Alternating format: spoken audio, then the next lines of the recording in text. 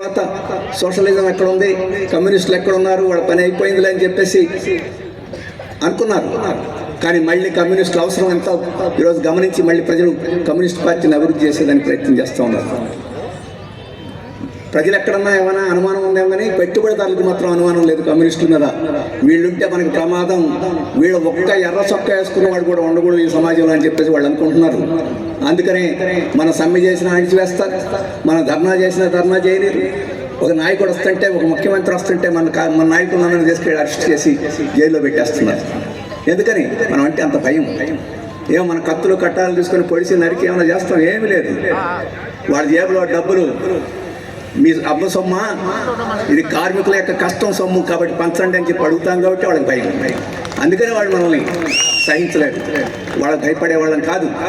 అందుకని మన జీవితాంతాన్ని, ప్రాణాలని, ఆస్తుల్ని, వీటన్నిటిని త్యాగం చేసి మన పూర్వీకులు కమ్యూనిస్ట్ పార్టీ ఎర్ర జెండాన్ని బతికించారు, పెంచారు. దానికోసం త్యాగాలు చేశారు, ప్రజల కోసం చేశారు.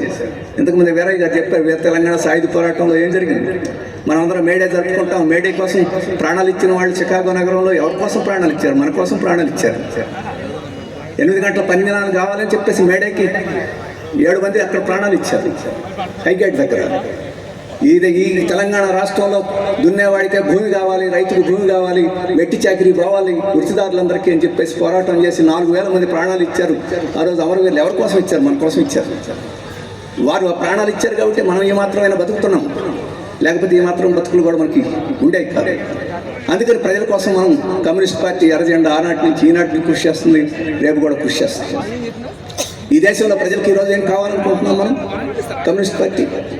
ఇంతకుముందే చెప్పారు, డాక్టర్ బాబాసాహెబ్ అంబేద్కర్ రాసిన రాజ్యాంగం 1950 జనవరి 26న ఈ దేశంలో అమల్లోకి వచ్చింది.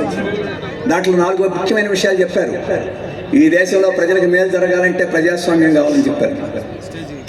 ఇప్పుడు మన ప్రజాస్వామ్యాన్ని మోడీ గారు కూనీ చేసేస్తున్నాం, మొక్కలు చేసేస్తున్నారు.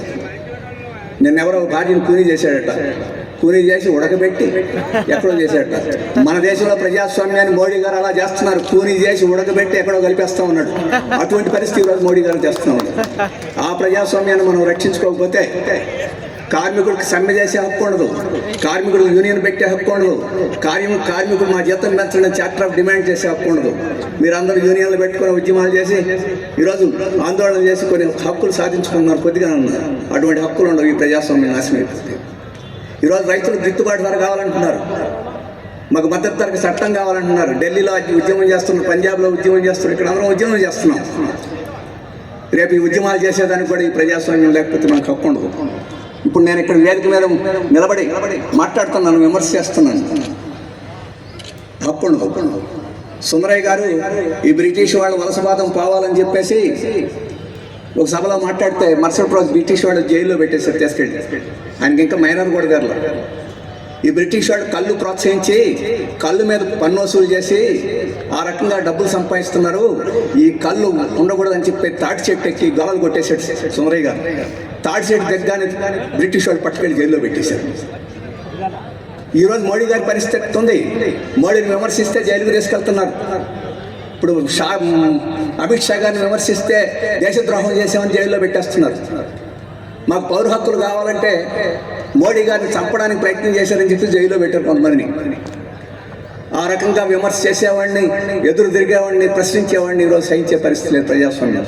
అందుకనే మనం కార్మిక వర్గం, ముఖ్యంగా కష్టజీవులకి ప్రజాస్వామ్యం ఎక్కువ కావాలి. పెట్టుబడిదారులకు అక్కర్లా, వాళ్ళు కాళ్ళు పట్టుకుంటారు, భయపెడితే లొంగిపోతారు.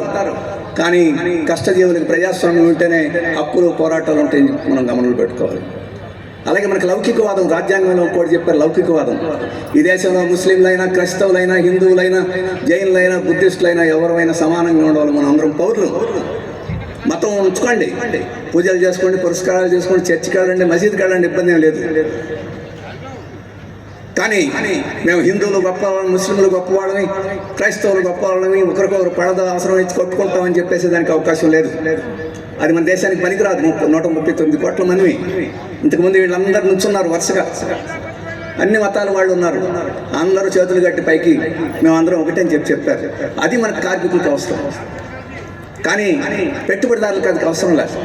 వాళ్ళు డిన్నర్ దగ్గర అందరూ కలిసి కూర్చొని డిన్నర్ చేస్తారు. కానీ మన దగ్గరికి వచ్చేసరికి మీరు ముస్లింలు, క్రైస్తవులు, హిందువులు అని చెప్పేసి చీల తీసేదానికి ప్రయత్నం చేస్తారు. మనం ఐక్యంగా ఉంటే వాళ్ళకి లాభం పోద్ది.